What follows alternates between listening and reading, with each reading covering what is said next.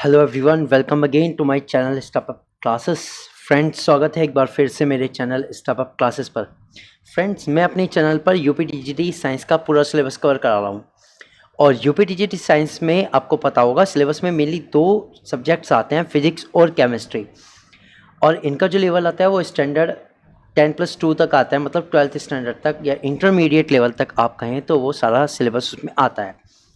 Friends, मैं अपने channel पर आप लोगों के लिए यूपीटीजीटी का पूरा सिलेबस वीडियोस के माध्यम से लेके आया हूँ, और साथ ही साथ टेलीग्राम ग्रुप के थ्रू लाइव क्लासेस से, ताकि आपकी एक बहुत बेहतर तैयारी इस एग्ज़ाम की हो सके। इसके लिए मैंने कोशिश की है कि मैं हर एक टॉपिक के नोट्स और प्रैक्टिस क्वेश्चन आपको प्रोवाइड करूं, ताकि आप अपनी बेस्ट एंड बेस्ट तैयारी कर सके और ये एग्ज़ाम क्लियर कर सके। फ्रेंड्स, इसी सीरीज में मेरी ये वीडियो यूपीटीजीटी केमिस्ट्री के लिए है, और ये यूनिट नंबर 3 की वीडियो है जिसका नाम है परमाणु संरचना। फ्रेंड्स, ये जो मैंने यूनिट बनाई है, ये मैंने जो आपका ऑफिशियल सिलेबस है, जो साइट है उस पर जो ऑफिशियल सिलेबस है उसी के अकॉर्डिंग मैंने ये यूनिट और चैप्टर्स का नाम रखा हुआ है। लेकिन हाँ, कुछ टॉपिक आगे पीछे हो सकते हैं, लेकिन आपका पूरा सिलेबस मैं कवर करा रहा हूँ अपने इस चैनल पर। फ्रेंड्स, इस सीरीज में यूनिट 3 में परमाणु संरचना जो ये टॉपिक है, परमाणु संरचना ये चैप्टर है, इसमें ये पार्ट नंबर 3 की वीडियो है। और पार्ट 3 में हम आज कौन कौन से टॉपिक देखने वाले हैं उन पर डिस्कस कर लेते हैं।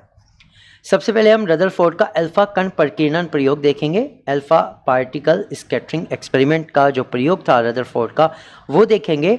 और उसके बाद हम देखेंगे रदरफोर्ड ने उस एक्सपेरिमेंट के बाद परमाणु का क्या मॉडल दिया, परमाणु की क्या उन्होंने बताया कि परमाणु कैसा होता है।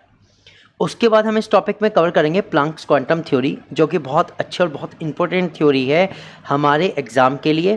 फिर आता है विद्युत चुंबकीय स्पेक्ट्रम, उसके बाद हाइड्रोजन स्पेक्ट्रम, फिर आता है बोहर का परमाणु मॉडल, जिससे हम बहुत सारे फॉर्मूला भी देखते हैं जो बहुत ज़्यादा यूज़ होते हैं एटम्स के बारे में, बहुत सारी चीज़ों को निकालने के लिए, जैसे इलेक्ट्रॉन की एनर्जी, इलेक्ट्रॉन जिस ऑर्बिटल में घूम रहा है उसकी रेडियस, ये सभी चीज़ें निकालने के लिए बोहर का परमाणु मॉडल और उससे रिलेटेड जितने भी फॉर्मूले हैं उनका यूज़ होता है। उसके बाद आता है समरफेल्ड का परमाणु मॉडल, जिन्होंने ये बताया था कि वो ऑर्बिटल्स जो हैं वो एकदम ऑर्बिट नहीं होते, गोल नहीं होते, वो ऑर्बिटल्स में डिवाइड रहते हैं। जैसे पी के अंदर, पी जो हमारा सबशेल था उसके अंदर 3 ऑर्बिटल्स होते हैं, जो समरफेल्ड ने बताया, तो उसके बारे में हम पढ़ेंगे। तो इसमें सबसे पहला जो हमारा टॉपिक आता है फ्रेंड्स, वो आता है हमारा सबसे पहला टॉपिक रदरफोर्ड का प्रयोग। रदरफोर्ड का प्रयोग था अल्फा कण प्रकीर्णन प्रयोग, अल्फा पार्टिकल स्कैटरिंग एक्सपेरिमेंट। ये हमारा इसका रदरफोर्ड का सबसे पहला प्रयोग था, ये जानने के लिए कि एटम का स्ट्रक्चर कैसा है। थॉमसन ने भी किया था कैथोड रे वाला, ठीक है, और उसके बाद किया रदरफोर्ड ने। और इससे किसकी खोज हुई? इससे नाभिक की खोज हुई। कई बार हमें डाउट होता है कि जो रदरफोर्ड है उन्होंने प्रोटॉन की खोज की, तो मैं ये बात आपकी यहीं पे क्लियर कर दूं कि रदरफोर्ड ने प्रोटॉन की खोज नहीं की थी, रदरफोर्ड ने नाभिक की खोज की थी इसी एक्सपेरिमेंट से, अल्फा कण प्रकीर्णन प्रयोग से। तो रदरफोर्ड ने क्या किया? रदरफोर्ड ने सोने की धातु की एक पतली पन्नी ली, मोटाई 10⁻⁷ मीटर, यानी बहुत ही पतली पन्नी हो गई, जिसकी मोटाई 10⁻⁷ मीटर में हो, वो बहुत ही बारीक पतली पन्नी लेगी, और उस पर रेडियोधर्मी स्रोत से यानी रेडियो एक्टिव सोर्स से उच्च ऊर्जा के अल्फा कणों की बमबारी कर दी। यानी कि जैसे ये गोल्ड फॉइल है, आप ये देख सकते हैं, ये गोल्ड फॉइल है, ठीक है, और इस पर इन्होंने अल्फा कणों की बमबारी कर दी किसी भी एक रेडियो एक्टिव सोर्स से, जिससे अल्फा कण निकल सके। तो इसके चारों ओर एक फ्लोरोसेंट की स्क्रीन थी, जिससे अगर कोई पार्टिकल्स टकराता है तो उस पर स्पार्क क्रिएट होता है, चमक उत्पन्न होती है। ये जानने के लिए कि अगर पार्टिकल टकराता है तो कैसा पता लगता है कि वो कहाँ पर टकराया, उसके कारण हम उसका स्ट्रक्चर देख सकते हैं। तो ये कह रहे पतली सोने की पत्ती के चारों ओर एक गोलाकार फ्लोरोसेंट जिंक सल्फाइड की स्क्रीन थी, और जब भी एक अल्फा कण इस स्क्रीन से टकराता था उस बिंदु पर प्रकाश का एक छोटा सा फ्लैश उत्पन्न होता था। तो जहाँ से भी पार्टिकल टकराया वहीं पे एकदम फ्लैश उत्पन्न हुआ, तो इससे पता लगता है कि वहाँ पर एक अल्फा कण टकराया, क्योंकि अल्फा कण इतने छोटे थे कि उनको देखना तो पॉसिबल नहीं था। तो इसलिए जब भी एक फ्लैश उत्पन्न होता था तो ये इमेजिन किया जाता था कि वहाँ पर पार्टिकल्स टकराया है। अब आपको एक सिंपल इसको समझने के लिए एक बहुत अच्छी चीज़ ये ध्यान रखिएगा, रदरफोर्ड से पहले जो थॉमसन ने अपना मॉडल दिया था, परमाणु का जो मॉडल दिया था, वो उन्होंने कहा था कि परमाणु का मॉडल वाटरमेलन के जैसा है, वाटरमेलन के जैसा है, यानी कि पूरा का पूरा फुल हुआ है, भरा हुआ है, पॉजिटिव पार्टिकल्स है, और उसके अंदर इलेक्ट्रॉन धंसे हुए हैं। ठीक है, जैसे तरबूज के अंदर काले बीज होते हैं, इसी तरह से जो वाटरमेलन है उसके अकॉर्डिंग इन्होंने दिया कि पूरा का पूरा जो रेड पार्ट है वो तो पॉजिटिव स्फीयर है और उसके अंदर ब्लैक यानी कि इलेक्ट्रॉन्स जो हैं वो धसे हुए हैं। तो रदरफोर्ड ये जानना चाह रहे थे कि अगर वो पूरा स्फीयर है, पॉजिटिव स्फीयर है, जैसे कि उन्होंने कहा कि पूरा का पूरा पॉजिटिव स्फीयर है और इसके अंदर इलेक्ट्रॉन धसे हुए हैं कहीं कहीं पर, ठीक है, तो रदरफोर्ड ये जानना चाह रहे थे कि ये पॉजिटिव स्फीयर जो है उसका मास कितना है, उसका साइज़ कितना है, ठीक है, ये सब जानना चाह रहे थे। तो इन्होंने ये एक्सपेरिमेंट किया। तो अब इस एक्सपेरिमेंट का प्रयोग का अवलोकन उन्होंने किया, या फिर हम कहते हैं प्रयोग का परीक्षण किया। जो चीज़ें हमें दिखाई देती हैं वो होता है प्रयोग का परीक्षण या अवलोकन। तो इन्होंने देखा दैट कि अधिकांश अल्फा कण बिना किसी विक्षेपण के सीधे पतली पन्नी से होकर गुजरते हैं। अब देखिए थॉमसन ने तो कह दिया ये पूरा का पूरा पॉजिटिव चार्ज है। अब अल्फा भी पॉजिटिव्स होते हैं, हीलियम के पॉजिटिव पार्टिकल्स होते हैं। तो अगर पॉजिटिव पॉजिटिव टकराएगा तो या तो अल्फा मतलब जो ये परमाणु है वो ख़त्म हो जाना चाहिए या उससे अल्फा कण टकराकर बिल्कुल वापस हो जाना चाहिए। लेकिन उन्होंने देखा कि अधिकांश अल्फा कण बिना विक्षेपण के सीधी पतली पन्नी से गुजर गए, सोने की पतली पन्नी से सीधे गुजर गए। जिसका मतलब क्या हुआ कि ज़्यादातर जो हिस्सा है वो तो खाली है। जबकि थॉमसन ने क्या कहा था कि ये पॉजिटिव चार्ज का होता है, लेकिन उन्होंने कहा जी नहीं, ऐसा नहीं है, ज़्यादातर हिस्सा खाली है, क्योंकि ज़्यादातर अल्फा पार्टिकल कैसे चले गए, बिल्कुल सीधे चले गए। इसका मतलब है जितना उन्होंने पॉजिटिव पूरा बताया था वो पूरा नहीं है, वो अधिकांश हिस्सा खाली है।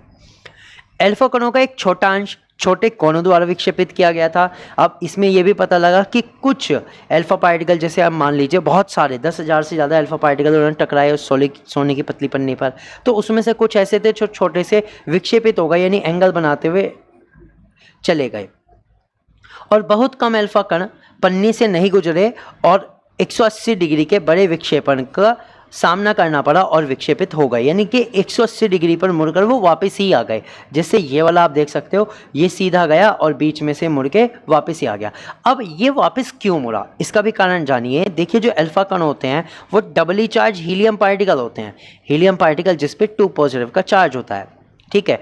अब जाहिर सी बात है जब ये पार्टिकल किसी पॉजिटिव फेस का सामना करेगा तो उसके अकॉर्डिंग क्या होगा, इसका रिपल्शन होगा, इस पे प्रतिकर्षण बल लगेगा, तो ये इसे वापस ही तो भेजेगा, ये इसे वापस ही तो भेजेगा। और क्योंकि ये 1-2 आए थे जिसके कारण पता लगा कि एटम में जो ये पार्ट है ये बहुत कम जगह पे है, क्योंकि 1 या 2 अल्फा पार्टिकल वापस आए हैं, ज़्यादातर सीधे गुजर गए, कुछ थोड़े बहुत एंगल से डेविएट्स हो गए, यानी एंगल से विक्षेपित हो गए, ठीक है। और बहुत ही कम 20,000 में से लगभग एक ऐसा था जो अपने रास्ते पर वापस आ गया, यानी कि जो पॉजिटिव चार्ज था वो पूरे में नहीं है, वो बहुत छोटे से पार्ट में है।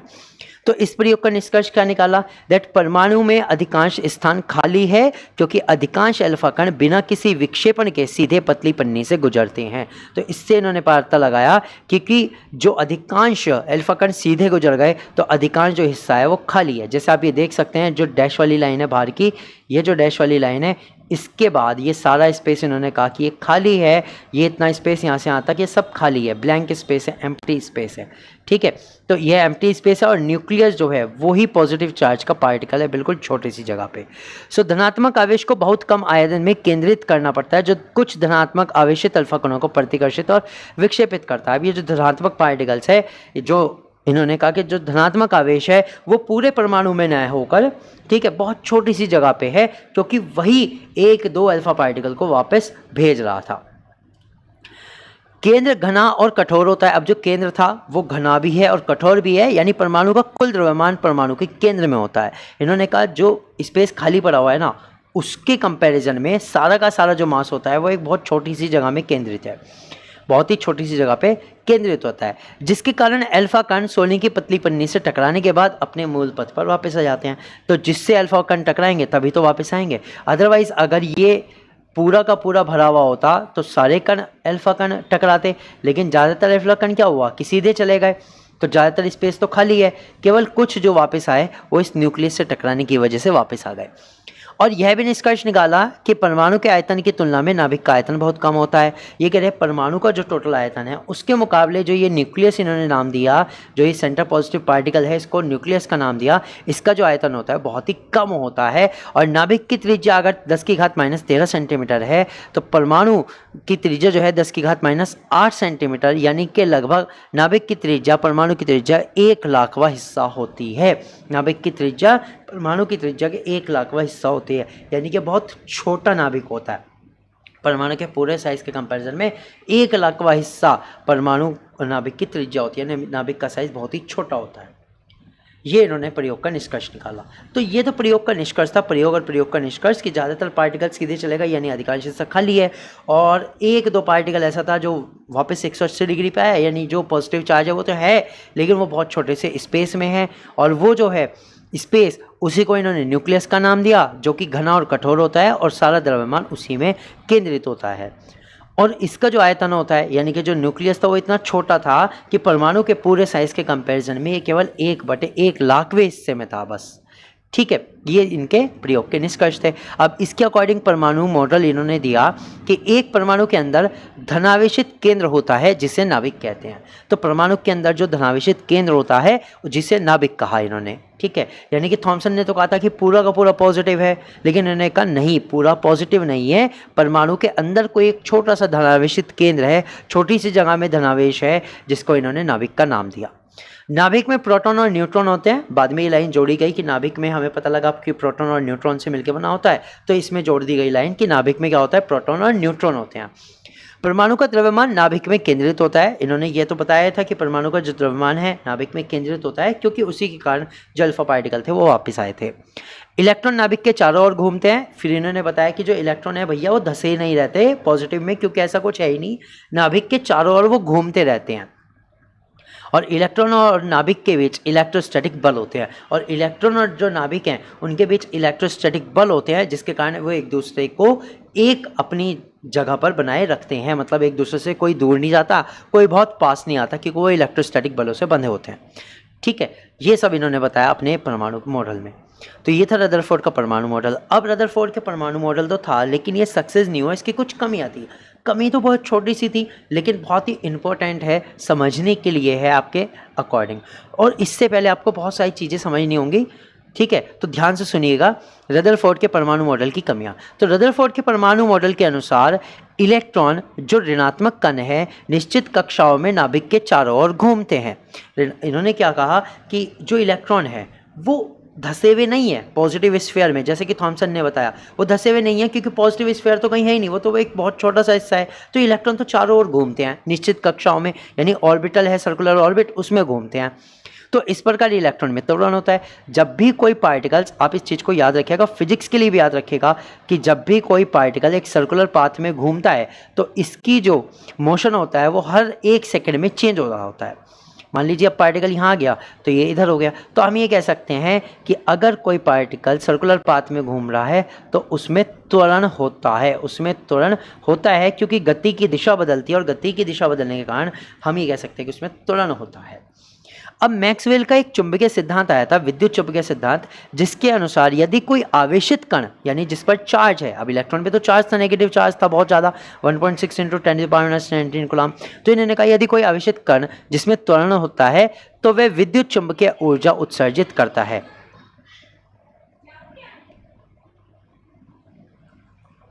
तो यह विद्युत चुंबकीय तरंगें उत्सर्जित करता है, यानी इसमें से एक रेडिएशन निकलेगी, कौन सी, इलेक्ट्रोमैग्नेटिक रेडिएशन, इलेक्ट्रोमैग्नेटिक रेडिएशन निकलेगी। अब इलेक्ट्रोमैग्नेटिक रेडिएशन कितने टाइप की होती हैं वो भी हम इसी चैप्टर में पढ़ने वाले हैं, तो इसलिए मैं कह रहा हूँ ये चैप्टर बहुत ज़्यादा इंपॉर्टेंट है। तो इलेक्ट्रोमैग्नेटिक रेडिएशन निकालता है। अब देखिए कोई भी चीज़ अगर रेडिएशन निकालती है जो कि एक तरह से ऊर्जा का ही रूप है, ठीक है, ऊर्जा ही उत्सर्जित कर रहा है, जिस कारण इलेक्ट्रॉन की ऊर्जा घटनी चाहिए और इलेक्ट्रॉन नाभिक में गिर जाना चाहिए, परंतु ऐसा नहीं होता। तो जब ये आवेशित कण है तो ये एनर्जी को लॉस कर रहा है, तो इसकी ऊर्जा घटनी चाहिए, और ये घूमते घूमते क्या होगा, इसका पाथ छोटा होता जाएगा, रास्ता छोटा होता जाएगा, और एक टाइम ऐसा आएगा जब ये न्यूक्लियस में गिर जाएगा। लेकिन ऐसा तो नहीं होता, तो फिर इलेक्ट्रॉन को ऊर्जा कहाँ से मिल रही है, ठीक है, इलेक्ट्रॉन को ऊर्जा कहाँ से मिल रही है, और ये सर्कुलर पाथ में है, तो इसको कौन सी ऐसी चीज़ है जो इसको एनर्जी दे रही है, सर्कुलर पाथ में ये नाभिक में क्यों नहीं गिर रहा, और नाभिक से एक फिक्स दूरी पर कैसे स्थित है, ये इसके बारे में नहीं बता पाए। रदरफोर्ड का मॉडल इस बारे में नहीं बता पाया। तो ये मॉडल इस बारे में कोई जानकारी नहीं देता कि नाभिक के चारों ओर इलेक्ट्रॉन कैसे वितरित हैं, और इन इलेक्ट्रॉनों की ऊर्जा का स्रोत क्या है, या इन इलेक्ट्रॉनों की ऊर्जा कितनी है, और वो किस तरह से इन पर आ रही है। तो इसलिए रदरफोर्ड का जो मॉडल था वो बाद में क्या हुआ, एक तरह से इसमें कमियां थी तो ये निरस्त कर दिया गया। बाद में एक नया मॉडल लेके आए बोहर, तो बोहर का मॉडल हम आगे पढ़ेंगे। अब हमारा जो अगला टॉपिक आता है वो आता है प्लैंक का क्वांटम सिद्धांत। प्लैंक्स का क्वांटम सिद्धांत, प्लैंक्स क्वांटम थ्योरी। तो इन साइंटिस्ट का पूरा नाम था मैक्स प्लैंक, और इनके अनुसार जब कोई एक गर्म वस्तु ऊर्जा को निरंतर नहीं बल्कि ऊर्जा के छोटे छोटे पैकेट के रूप में उत्सर्जित करता है, जब कोई गर्म वस्तु ऊर्जा को उत्सर्जित करता है, ऊर्जा निकालता है या ऊर्जा देता है, तो वो ऊर्जा को लगातार नहीं देता, वो ऊर्जा के छोटे छोटे पैकेट्स के रूप में देता है, जिसे क्वांटम कहा गया, या फिर बहुवचन क्वांटा कहते हैं। एक होगा तो क्वांटम, बहुत सारे हैं तो क्वांटा कहेंगे, ठीक है। और प्रत्येक क्वांटम की ऊर्जा विकिरण की आवृत्ति के अनुक्रमानुपाती होती है, और एक क्वांटम की जो ऊर्जा है वो उसकी जो विकिरण है उसकी आवृत्ति के अनुक्रमानुपाती होती है, यानी आवृत्ति जितनी ज्यादा ऊर्जा उतनी ज्यादा। देन E इज इक्वल हो जाएगा h न्यू। तो यहाँ पर हम इस तरह से बात कर सकते हैं, मान लीजिए कोई एक ऑब्जेक्ट है जो कि हॉट बॉडी है यानी गर्म है, ठीक है। अब हमें पता है इस बॉडी से हमें एनर्जी मिलती है, हीट मिलती है। तो ये कह रहे हैं जो हीट आपको मिलती है, जो एनर्जी आपको मिलती है वो लगातार नहीं मिलती। ऐसे हम सोचते हैं कि लगातार हीट आ रही है, नहीं, हीट लगातार नहीं आती। ये जो एनर्जी आती है वो ऊर्जा के छोटे छोटे पैकेट्स में आती है, ऊर्जा के छोटे छोटे पैकेट्स में आते हैं, और इनको हम कहते हैं क्वांटम। क्या कहते हैं? क्वांटम कहते हैं, ठीक है। और इस क्वांटम की जो एनर्जी है वो इसकी जो फ्रीक्वेंसी है उसके डायरेक्टली प्रोपोर्शनल होती है, और E इज इक्वल हो जाएगा h nu, where h is the Planck constant, जहां h क्या है? प्लैंक कांस्टेंट होता है, जिसकी वैल्यू है 6.626 इंटू 10⁻34 जूल सेकेंड। अब अगर हमें कुल ऊर्जा निकालनी है कि एक ऑब्जेक्ट ने कितनी ऊर्जा दी, तो हम ले सकते हैं E is equal n h nu, जहां n क्या है? n है number of quanta, number of quanta, कितने क्वांटम उसने रिलीज करे उनकी संख्या होती है n। तो जितने हमें अगर क्वांटम पता है तो हम आराम से उनकी एनर्जी निकाल सकते हैं। तो यहाँ पर n की वैल्यू क्या आ जाएगी? 2h, 3h, 4h न्यू, इस तरह से ये करके n की वैल्यू 1 2 3 4 5 6 आ सकते हैं। जितने भी क्वांटम उसने रिलीज करे उसके अकॉर्डिंग एनर्जी निकाल सकते हैं। तो प्लैंक्स का क्वांटम सिद्धांत से हमें पता लगता है एक formula E is equal h new, और जो एनर्जी रिलीज होती है किसी भी हॉट बॉडी से, किसी भी गर्म बॉडी से, या कोई भी चीज ऐसी जो एनर्जी को रिलीज करता है वो लगातार नहीं करता, छोटे छोटे पैकेट्स में करता है, जिन्हें हम क्वांटम कहते हैं। अब इससे आता है विद्युत चुंबकीय स्पेक्ट्रम। ये कह रहे हैं विभिन्न प्रकार के विद्युत चुंबकीय विकिरण केवल उनके तरंगदैर्ध्य और आवृत्तियों में भिन्न भिन्न होते हैं। ये कह रहे हैं अलग अलग प्रकार के जो विद्युत चुंबकीय विकिरण है, जो रेडिएशंस निकलती है किसी भी चीज से, वो उनके तरंगदैर्ध्य और आवृत्ति में एक दूसरे से अलग अलग होते हैं। जब इन विद्युत चुंबकीय विकिरणों को उनकी बढ़ती हुई तरंगदैर्ध्य या घटती आवृत्तियों के क्रम में व्यवस्थित किया जाता है तो प्राप्त स्पेक्ट्रम को विद्युत चुंबकीय स्पेक्ट्रम कहते हैं। अब ये कह रहे हैं कि अगर हम इन्हें रेडिएशंस को, जो अलग अलग टाइप की रेडिएशन है, उन्हें चाहे तो बढ़ती हुई तरंगदैर्ध्य में, चाहे घटती हुई तरंगदैर्ध्य में, या फिर बढ़ती आवृत्ति या फिर घटती हुई आवृत्ति, किसी भी तरह से अगर हम अरेंज कर लें तो जो स्पेक्ट्रम हमें मिलेगा, जो हमें एक सिस्टम मिलेगा, ठीक है, उसे हम क्या कहेंगे? विद्युत चुंबकीय स्पेक्ट्रम कहेंगे। ओके, तो विद्युत चुंबकीय स्पेक्ट्रम में हम देख सकते हैं कि ये जो रेज हैं इन्होंने यहाँ पर अरेंज की हुई है, ये हम कर सकते हैं कि ये रेज हैं, ठीक है, ये विकिरणस हैं, रेडिएशंस हैं। तो सबसे ज़्यादा जो होती है वो रेडियो एक्टिव वेव्स होती है, जिसकी वेव जो लेंथ है, वेव लेंथ है सबसे ज़्यादा है। उसके बाद आती है माइक्रोवेव, फिर आती है इंफ्रारेड, उसके बाद आती है विजिबल, ये वाली विजिबल है, फिर आती है अल्ट्रावायलेट, फिर एक्सरे और गामा रेज। तो अगर मैं लगाऊं कि जो वेवलेंथ है डिक्रीजिंग के ऑर्डर में क्या होगी, तो वेवलेंथ का डिक्रीजिंग ऑर्डर जो आएगा कि सबसे पहले नंबर पे तो हमारी आएगी रेडियो वेव्स। जो रेडियो वेव है वो सबसे ज़्यादा वेवलेंथ वाली है। उसके बाद आती है हमारी माइक्रोवेव्स, जो उससे थोड़ी कम वेवलेंथ वाली है। फिर उसके बाद आती है थर्ड पे इंफ्रारेड, और इससे जाते जाते हमारी जो वेवलेंथ है वो शॉर्ट हो रही है, छोटी हो रही है। लेकिन ध्यान देना, वेवलेंथ अगर शॉर्ट होती है तो फ्रीक्वेंसी बढ़ती है, फ्रीक्वेंसी बढ़ती है। अगर वेवलेंथ कम है तो फ्रीक्वेंसी ज़्यादा होगी, और वेवलेंथ अगर ज़्यादा है तो फ्रीक्वेंसी कम होगी। फिफ्थ आती है हमारी यूवी, सिक्स्थ आती है हमारी एक्सरेज, और सेवंथ आती है हमारी गामा रेज। तो इस टाइप से 7 रेज का मैंने बताया, और इसमें सबसे ज़्यादा जो वेवलेंथ होती है रेडियो वेव्स की होती है, सबसे कम होती है गामा रेज की, और फ्रीक्वेंसी इसकी अपोजिट होती है, यानी कि रेडियो वेव्स की जो फ्रीक्वेंसी है वो बहुत कम होती है, और गामा रेज की जो फ्रीक्वेंसी है वो सबसे ज़्यादा होती है। तो ये जो स्पेक्ट्रम हमें मिलता है इन सबको अरेंज करके, उसी को हम कहते हैं विद्युत चुंबकीय स्पेक्ट्रम। अब एक और टॉपिक आता है हाइड्रोजन स्पेक्ट्रम। देखिए, हमें ये तो पता लग गया कि जब भी कोई आवेशित कण किसी सर्कुलर पाथ में घूमेगा जिसमें त्वरण होगा तो वह एनर्जी को रिलीज करेगा। यही चीज इन्होंने कहा कि हाइड्रोजन के साथ भी होती है, हाइड्रोजन का भी स्पेक्ट्रम बनता है। तो हाइड्रोजन गैस को गर्म करने पर इसके अणु परमाणुओं में विभाजित हो जाते हैं। तो ये बात तो हमें पता है कि अगर हम हाइड्रोजन गैस को गर्म कर दें तो इसके परमाणु बन जाएंगे। मान लीजिए हाइड्रोजन गैस का H2 क्या है, एक अणु है, तो इसके 2 परमाणु बन जाएंगे, हाइड्रोजन के अलग अलग 2 परमाणु बन जाएंगे। इस प्रकार प्रत्येक परमाणु के इलेक्ट्रॉन उत्तेजित अवस्था में आने पर विभिन्न ऊर्जाओं का विकिरण करते हैं। अब हमें पता है जो इनके इलेक्ट्रॉन्स होंगे, अगर हम उनको उत्तेजित अवस्था में ला दें, एक्साइटेड स्टेट में लगा दें, तो ये क्या करेगा, ऊर्जाओं को रिलीज करना शुरू कर देंगे, ऊर्जाओं का विकिरण शुरू कर देंगे। That is they will release the radiation, way radiation को रिलीज करेंगे। ठीक है, लेकिन ऐसा नहीं होता कि हर समय रेडिएशन को रिलीज करते हैं, नहीं। अब इसकी एक थ्योरी है, उसको समझिएगा। देखिए, जो हमारा न्यूक्लियस है वो ये होता है और इलेक्ट्रॉन इनके चारों ओर डेफिनेट शेल्स में रहते हैं। ठीक है, इस शेल को मान लीजिए n बराबर 1, इसको मान लीजिए n बराबर 2, ये हमारा न्यूक्लियस है बीच का। ठीक है, और इसके बाद की जो शेल आएगी वो क्या आएगी, n बराबर 3। इसके बाद एक और अगर मैं शेल बनाऊं तो वो क्या आएगी, n बराबर 4। अब मान लीजिए n बराबर 1 में कोई एक इलेक्ट्रॉन्स है या 2 इलेक्ट्रॉन्स है या एक है, मान लीजिए एक ही मान रहे हैं हम, क्योंकि हम हाइड्रोजन स्पीसीज ले रहे हैं जिसमें एक ही इलेक्ट्रॉन होता है। ठीक है, तो मान लीजिए एक इलेक्ट्रॉन है, तो वो जो एक इलेक्ट्रॉन है वो आपको पता होगा एनर्जी लेकर, एनर्जी को गेन करके निकाल नहीं रहा है, एनर्जी को एब्जॉर्ब करके लोअर एनर्जी लेवल से हायर एनर्जी में जा सकता है, यानी n बराबर 1 से n बराबर 2 में जा सकता है। तो ये एनर्जी को एब्जॉर्ब करेगा या अवशोषित करेगा, एनर्जी को ग्रहण करेगा। ठीक है, फिर ये क्या कर सकता है, n बराबर 2 से n बराबर 3 में जा सकता है, n बराबर 2 से n बराबर 3 में जा सकता है। इसी तरह n बराबर 3 से n बराबर 4 में जा सकता है, n बराबर 4 से n बराबर 5 में जा सकता है, एंड सो ऑन। ये जितनी भी हाई एनर्जी लेवल है सब में जा सकता है।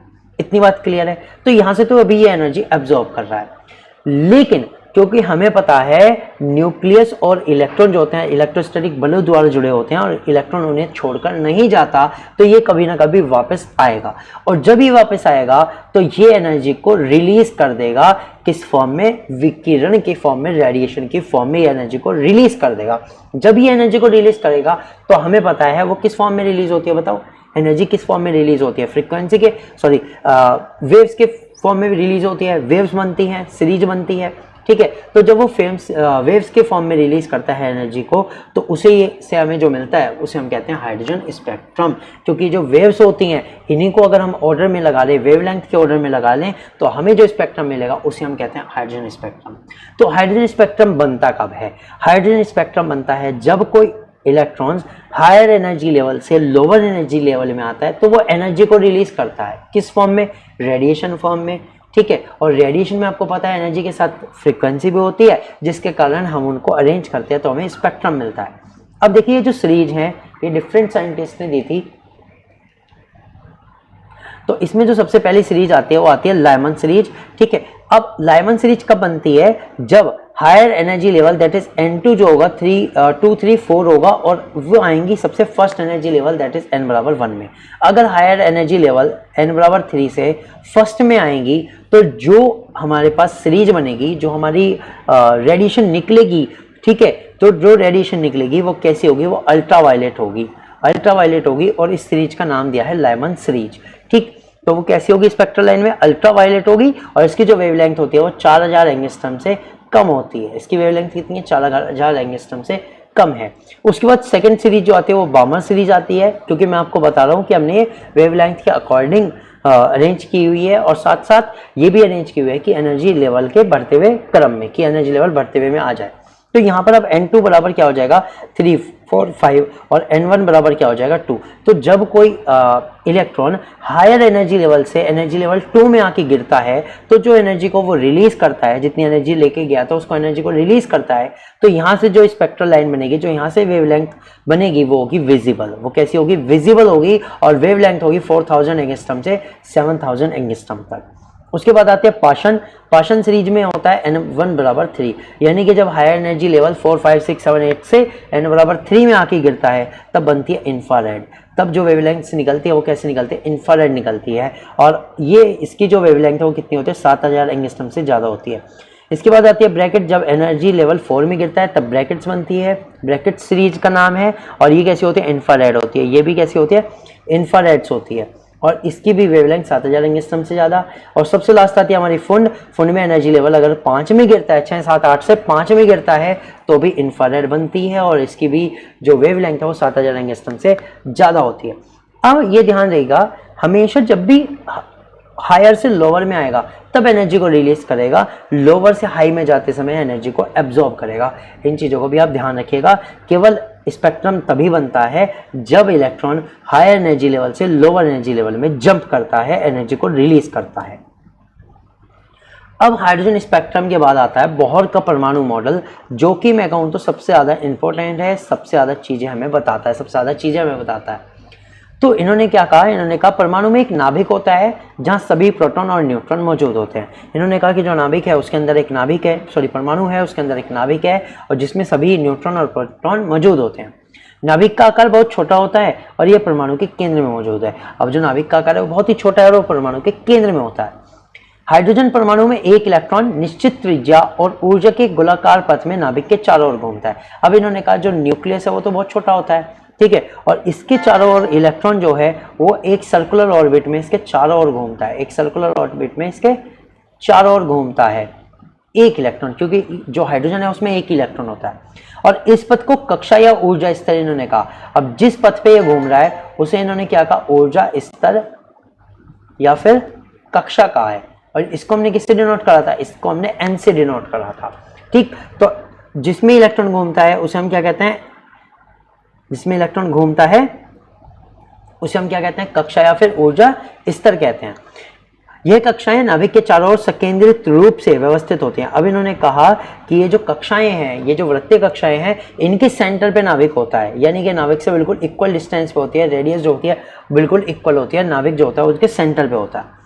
जब तक इलेक्ट्रॉन किसी विशेष कक्षा में रहता है तब तक यह ऊर्जा को खो या प्राप्त नहीं करता और इसकी ऊर्जा स्थिर रहती है। देखिए ये चीज थी जो इन्होंने बताई, जो इन्होंने सही करी। इन्होंने कहा ये एनर्जी को इसलिए रिलीज नहीं करता कि जब तक ये एक ऊर्जा स्तर में है इसकी ऊर्जा ना तो खोती है, ना तो ये रिलीज करता है, ना ही गेन करता है। ये केवल ऐसा तब करता है जब ये चेंज होता है। तो जब इलेक्ट्रॉन एक कक्षा से दूसरी कक्षा में जाता है, यानी लोअर टू हायर जा सकता है, ठीक है, लोअर टू हायर भी जा सकता है और इसमें वापस भी आ सकता है, हायर टू लोअर भी आ सकता है, तो यह ऊर्जा या तो विकृत या अवशोषित करता है। तो अगर लोअर से हायर में जाएगा तो एब्जॉर्ब करेगा, एब्जॉर्ब मतलब अवशोषित करेगा, ठीक है, ग्रहण करेगा, और जब हायर से लोअर में जाएगा तो ये रिलीज करेगा। रिलीज क्या करेगा, मतलब कि ये त्याग देगा या फिर उत्सर्जित करेगा या फिर विकिरित करेगा, ठीक है, एनर्जी को रिलीज करता है। और ये नाभिक की ओर बढ़ता है तो ये ऊर्जा निकलती है, यानी एनर्जी को रिलीज करता है। यानी हाई एनर्जी से जब नाभिक की तरफ आएगा तो जाहिर सी बात है लोअर एनर्जी के ऑर्बिट में आएगा तो एनर्जी को रिलीज करेगा। तो डेल्टा ई बराबर क्या हो गया, E2 माइनस E1। E2 क्या है, सेकेंड एनर्जी लेवल, और E1 क्या है, फर्स्ट एनर्जी लेवल, ठीक है। तो ये जो होगी किसके इक्वल होगी, एच न्यू के, और हमें पता है न्यू का जो फॉर्मूला होता है वो होता है C अपॉन लैम्डा। तो यहाँ से आगे E इंटू सी, एच इंटू सी अपॉन लैम्डा। एच क्या है, प्लांक कांस्टेंट है, सी क्या है, वेलोसिटी ऑफ लाइट है।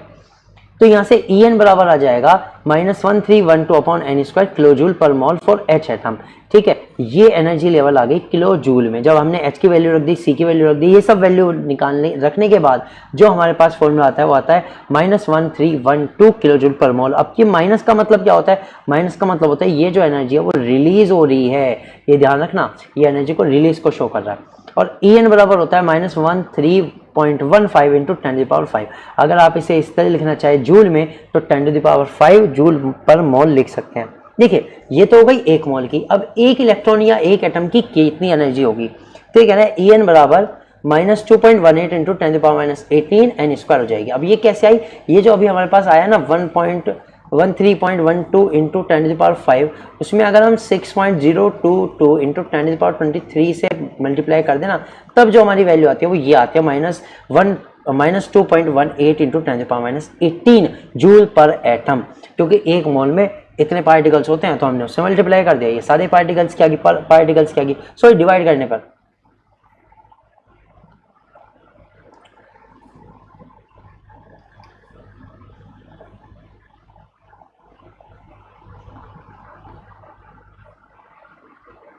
तो अगला फॉर्मूला आता है En बराबर -2.18 इंटू 10⁻18 जूल पर एटम। अब ये पर एटम कैसे है भाई, देखिए एक मोल्स में कितने एटम होते हैं, 6.022 इंटू 10⁻23। अगर आप उसको उससे भाग कर देंगे तो एक एटम की एनर्जी आ जाएगी, तो ये एक एटम की एनर्जी है। अब देखिए ये तो सब जो फॉर्मूले थे वो हाइड्रोजन एटम के लिए थे, सिर्फ hydrogen atom that is only 1 electron वाले, सिर्फ एक इलेक्ट्रॉन वाले। लेकिन हाइड्रोजन लाइक स्पेसिस और भी आती हैं, और हमें पता है हाइड्रोजन का तो एटॉमिक मास जो होता है 1 होता है, तो मल्टीप्लाई करने की जरूरत नहीं, एटॉमिक नंबर भी 1 होता है तो मल्टीप्लाई करने की जरूरत नहीं। लेकिन अगर हाइड्रोजन लाइक स्पेसिस आ जाए, हाइड्रोजन लाइक स्पेसिस जिसमें एक ही इलेक्ट्रॉन होता है, अब आप कहेंगे वो कैसे हो सकता है सर? वो हो सकता है, बिल्कुल हो सकता है। अगर हम Li2 पॉजिटिव बनाए तो भी हो सकता है, ठीक है। तो ये क्या हो सकता है, हाइड्रोजन लाइक स्पेसिस जिसमें सिर्फ एक इलेक्ट्रॉन है। तब जो फॉर्मूला लगाएंगे हम En का, वो लगाएंगे En बराबर यानी energy of the energy level बराबर -1312 upon n square into Z square, that is Z is the atomic number. Z क्या है यहाँ पर? एटॉमिक नंबर है। और हमें पता है डेल्टा E इजिकल होता है A2 - E1 h new hc upon lambda, ये तो आप याद ही रखेंगे। और यहाँ से डेल्टा E बराबर आ जाता है -1312 into 1 upon ny square minus 1 upon n2 square. ये तब एनर्जी है जब एनर्जी लेवल चेंज होते हैं, तो कितनी एनर्जी रिलीज होती है या निकलती है या एब्जॉर्ब होती है वो आप इससे निकाल सकते हैं। जहाँ n1 जो है वो लोअर एनर्जी लेवल है और जो n2 है वो हायर एनर्जी लेवल है। और ये जो एनर्जी आ रही है वो किलो जूल पर मोल में आ रही है, पर एटम में नहीं आ रही। पर एटम के लिए इसमें आप 1312 की जगह 2.18 इंटू 10⁻18 रख सकते हैं माइनस के। अब बहुत एक चीज और बताइए, कक्षा की त्रिज्या। देखिए रदरफोर्ड ने कहा था कि चारों ओर वृत्तीय कक्षाओं में घूमते हैं, इन्होंने कहा जी वृत्तीय कक्षाओं में तो घूमते हैं, उसकी त्रिज्या भी हम आपको बताते हैं। तो त्रिज्या के लिए इन्होंने फॉर्मूला बताया Rn बराबर n square into a nought. N square क्या है? Number of energy level, energy level का नंबर, यानी जिस ऑर्बिट में इलेक्ट्रॉन घूम रहा है उसका नंबर या फिर एनर्जी लेवल का नंबर, एक ही बात है। तो Rn बराबर होता है n स्क्वायर ए नॉट। मान लीजिए अब हमारे पास कोई है ए नॉट बराबर जो होता है वो होता है 52.9 पिकोमीटर। अब मान लीजिए हमारे पास कोई एक n बराबर 1 है, फर्स्ट एनर्जी लेवल में निकालनी है हमें। तो फर्स्ट एनर्जी लेवल में मैं क्या करूंगा, Rn बराबर n स्क्वायर ए नॉट होता है। तो R फर्स्ट एनर्जी लेवल की जो रेडियस होगी वो होगी 1 का square into a nought, that is 52.9 picometre. तो फर्स्ट एनर्जी लेवल अगर हम देखें तो रेडियस भी वही आ गई जो एनर्जी आई है, दैट इज 52.9 पिकोमीटर। ठीक, अब यही अगर हम उसमें निकालें किसमें, नैनोमीटर में, तो हमारा फॉर्मूला आता है 0.0529 upon n square, sorry upon नहीं आएगा, Rn बराबर 0.0529 एन स्क्वायर नैनोमीटर में। ये जब आती है जब नैनोमीटर में होता है। Where n is the energy level, जहां n क्या है, एनर्जी लेवल है, and Rn is the radius of the nth orbit, और Rn जो है वो nth ऑर्बिट की रेडियस होती है। तो यहाँ पर ये जो रेडियस वाला है, इसकी जो रेडियस है निकालने की जो फॉर्मूला है मैं लिख देता हूँ, Rn बराबर होगा 52.9 पिकोमीटर। ठीक है, 52.9 picometre multiply by n square, जो भी एनर्जी लेवल है वो, अगर फर्स्ट है तो फर्स्ट, सेकंड है तो सेकंड, थर्ड है तो थर्ड, फोर्थ है तो फोर्थ, n बराबर रख लो और आंसर आ जाएगा। तो अब ये तो था किसके लिए, ये तो था हाइड्रोजन लाइक स्पेसिस के लिए। अब अगर कोई हाइड्रोजन से लगा जाती है तो उसके लिए जो रेडियस का फॉर्मूला है वो है 0.0529 n स्क्वायर अपॉन जेड। ये हमारा फॉर्मूला रहता है, और जेड क्या है यहाँ पर, एटॉमिक नंबर होता है। अब अगला पॉइंट जो आता है बोहर मॉडल का, वो ये आता है, एक इलेक्ट्रॉन केवल उन्हीं कक्षाओं में गति कर सकता है जिनका कोणीय संवेग h/2π का अभिन्न गुणज होता है या पूर्ण गुणज होता है। ठीक है, तो इन्होंने कहा ऐसा भी नहीं है कि ये न्यूक्लियस है तो यहाँ भी इलेक्ट्रॉन हो गया, यहाँ भी हो गया, यहाँ भी हो गया, या फिर बहुत दूर हो गया, बहुत गैप आ गया, ऐसा नहीं होता। हर जगह नहीं होते एनर्जी ऑर्बिटल, केवल उन्हीं कक्षाओं में घूमता है, उन्हीं जगह पे होता है जिनका कोणीय संवेग h/2π का डायरेक्ट मल्टीपल होता है, पूर्ण गुणज होता है। तो कोणीय संवेग का फॉर्मूला होता है MeVr, m mass of electron into v velocity of electron, that is r is the radius of orbit, बराबर होगा n इंटू h/2π। क्योंकि इसका हमें अभिन्न गुणज करना है इसलिए n हमने रखा है। n बराबर क्या हो सकता है, 1 2 3 4 कुछ भी हो सकता है। अब energy of electron in an orbit of an atom, ये कह रहे अगर एक इलेक्ट्रॉन की एनर्जी निकालने लगे किसी एक पर्टिकुलर ऑर्बिट में, तो हम इस फॉर्मूले से निकाल सकते हैं En बराबर -2.18 into 10⁻18 upon n square into Z square. इस फॉर्मूले से हम एक इलेक्ट्रॉन की एनर्जी निकाल सकते हैं किसी भी ऑर्बिट में n की जगह वो वैल्यू रख के। अब देखिए बोहर सिद्धांत की उपलब्धि क्या थी, यह एक परमाणु की स्थिरता को सफलतापूर्वक समझा सकता है। ये बता सकता है कि परमाणु स्टेबल क्यों है, इलेक्ट्रॉन जो है न्यूक्लियस में क्यों नहीं गिरता, क्योंकि वह एक फिक्स एनर्जी के एनर्जी लेवल में घूमते रहते हैं। ये हाइड्रोजन और एकल इलेक्ट्रॉन प्रजातियों के स्पेक्ट्रम की व्याख्या कर सकता है। ये भी बता सकता है कि हाइड्रोजन या जिसमें एक इलेक्ट्रॉन है उनमें जो एनर्जी निकलती है, स्पेक्ट्रम जो बनता है वो क्यों बनता है और कैसा बनता है। यह विभिन्न ऊर्जा स्तरों में इलेक्ट्रॉनों की ऊर्जा और वेग की गणना करने में मदद करता है।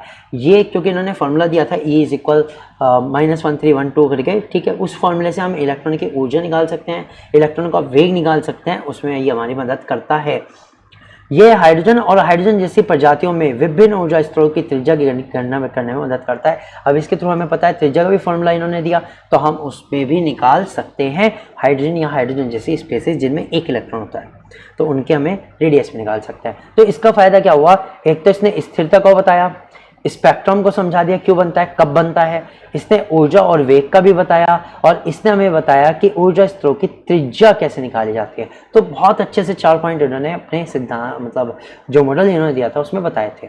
अब बोर के परमाणु मॉडल की कुछ कमियां भी थी। वो कमियां क्या हैं, ये एक से अधिक इलेक्ट्रॉन वाले परमाणु के स्पेक्ट्रम की व्याख्या नहीं कर सकता। इन्होंने बताया ना हाइड्रोजन जैसे, कई बार आपने पढ़ा होगा hydrogen like spaces, H like spaces. तो हाइड्रोजन लाइक स्पेसेस का मतलब है the spaces which contain only single electron, जिनमें सिर्फ एक इलेक्ट्रॉन होता है। और जिसमें सिर्फ एक इलेक्ट्रॉन होता है या एक से ज़्यादा इलेक्ट्रॉन होता है तो ये बोर का मॉडल उसके स्पेक्ट्रम की व्याख्या नहीं करता। ये जीमन और स्टार्क प्रभाव की भी व्याख्या नहीं करता। ठीक है, जीवन इफेक्ट क्या होता है कि मैग्नेटिक फील्ड में स्पेक्ट्रम लाइंस का टूटना, स्टार्क क्या होता है इलेक्ट्रिक फील्ड में स्पेक्ट्रम लाइन का टूटना। तो ये ऐसा क्यों होता है इसकी भी व्याख्या नहीं कर सका। यह अणुओं के बराबर के आकार की व्याख्या नहीं कर सकता। ये तो बता सकता है कि परमाणु कैसा होता है, लेकिन परमाणु के कारण आकार कैसा बनेगा उसकी व्याख्या यह नहीं कर सकता। यह हाइजेनबर्ग अनिश्चितता के सिद्धांत के अनुसार नहीं था। और यह हाइजेनबर्ग के अनिश्चितता का जो सिद्धांत आया था कि हम किसी भी इलेक्ट्रॉन की एक साथ पोजीशन और इसकी वेलोसिटी नहीं बता सकते, उसके भी अकॉर्डिंग नहीं था, क्योंकि इन्होंने बता दी कि एनर्जी लेवल जितनी है, जो एनर्जी लेवल है उसी में उसकी एनर्जी होती है, वही इलेक्ट्रॉन की एनर्जी होती है। लेकिन ये सिद्धांत सही नहीं था, क्योंकि हाइजेनबर्ग अनिश्चितता का सिद्धांत इसको फॉलो नहीं करता। अब देखिए, तो बोर का मॉडल था, उसकी कमियां थी, वो हो गया। अब आता है समरफेल्ड का परमाणु मॉडल। तो देखिए समरफेल्ड ने क्या बताया, इन्होंने बोर का जो मॉडल है उसी को मॉडिफाई करके अपना बताया है। इन्होंने कहा यह आवश्यक नहीं है कि एक ही कक्षा में सभी इलेक्ट्रॉनों की ऊर्जा समान हो, एक ही कक्षा में कुछ इलेक्ट्रॉन की ऊर्जा दूसरे इलेक्ट्रॉन से अलग अलग हो सकती है। भाई इन्होंने बताया इनसे पहले जो साइंटिस्ट है बोर कि एक एनर्जी लेवल में जो ऑर्बिट होंगे उनकी एनर्जी समान होगी, लेकिन उन्होंने कहा ऐसा नहीं है। एक ही एनर्जी लेवल, एक ही कक्षा में दो अगर इलेक्ट्रॉन है तो हो सकता है उनकी एनर्जी अलग अलग हो, उनकी जो ऊर्जा है वो अलग अलग हो। इसलिए इन्होंने मुख्य ऊर्जा स्तरों को उप ऊर्जा स्तरों में विभाजित कर दिया। इसलिए इन्होंने क्या करा, जो हमारे मेन एनर्जी लेवल थे उनको सब शेल में डिवाइड कर दिया। तो यहां से जन्म हुआ सब शेल का, जो हमारे पास है S, P, D और F। तो इन्होंने कहा जो एनर्जी लेवल है, N की जो वैल्यू है उसके अंदर सब शेल होते हैं, उप ऊर्जा स्तर होते हैं, क्योंकि जो इलेक्ट्रॉन है उनकी ऊर्जा एक दूसरे से अलग अलग होती है, इसलिए वो अलग अलग सब शेल में रह सकते हैं। एक ही कक्षा में कुछ इलेक्ट्रॉन वृत्ताकार पथ में गति करते हैं और कुछ इलेक्ट्रॉन अंडाकार पथ में गति करते हैं। अभी कह रहे देखो, एक ही एनर्जी लेवल अगर है तो उसमें ऐसा भी हो सकता है कि एक इलेक्ट्रॉन तो बिल्कुल सर्कुलर पाथ पे गति कर रहा हो, वृत्ताकार पे कर रहा हो, और दूसरा अंडाकार पथ पे गति कर रहा हो। तो वृत्तीय पथ पर गतिमान इलेक्ट्रॉन का जो कोणीय संवेग होगा वो होगा n इंटू h/2π का पूर्ण गुणज, और जबकि अंडाकार पथ में जो इलेक्ट्रॉन का संवेग होगा वो होगा k इंटू h/2π। ठीक है, इसके थ्रू हम निकाल सकते हैं इनका कोणीय संवेग, इनका पूरा गुणज होता है कोणीय संवेग। तो समरफेल्ड ने क्या बताया, सबसे पहले तो इन्होंने बताया कि सभी इलेक्ट्रॉन की ऊर्जा समान नहीं होती, कुछ एक ही एनर्जी का लेवल में जो इलेक्ट्रॉन्स हैं उनकी ऊर्जा अलग अलग हो सकती है। सेकेंड बताया कि मुख्य ऊर्जा स्तर जो थे इन्हें जो मुख्य ऊर्जा स्तर थे उनको इन्होंने उप ऊर्जा स्तर में विभाजित कर दिया। एक ही कक्षा में कुछ इलेक्ट्रॉन वृत्ताकार पथ में गति करते हैं, कुछ अंडाकार पथ में गति करते हैं। अब जो वृत्ताकार पथ में गति करते हैं उन इलेक्ट्रॉनों का जो कोणीय संवेग है वो n इंटू h/2π होता है, और जो अंडाकार पथ में गति करते हैं उन इलेक्ट्रॉनों का जो कोणीय संवेग होता है k इंटू h/2π होता है। ये 4-5 पॉइंट इन्होंने बताया समरफेल्ड के मॉडल में। तो इसके साथ जो हमारी ये वीडियो है फ्रेंड्स, ये है हमारे पार्ट 3 चैप्टर नंबर 3 पार्ट 3 परमाणु संरचना की जो हो गई है पूरी। ठीक है, इसके अलावा जो अब आपको लगेगा कुछ टॉपिक बच गए हैं, वो जो भी अगला चैप्टर आएगा उसमें वो धीरे धीरे कवर हो जाएंगे। आपके सिलेबस के अकॉर्डिंग ये जो चीज़ें थी इसमें वो मैंने कराई हैं। जितने भी मॉडल्स हमने कराए हैं वो सभी आपके लिए इंपॉर्टेंट है। आप उनको रिवीजन जरूर कीजिएगा, बिना रिवीजन के बात नहीं बनती। तब तक आप रेस्ट कीजिए, मैं मिलूंगा आपसे अगली वीडियो में। तब तक के लिए गुड बाय।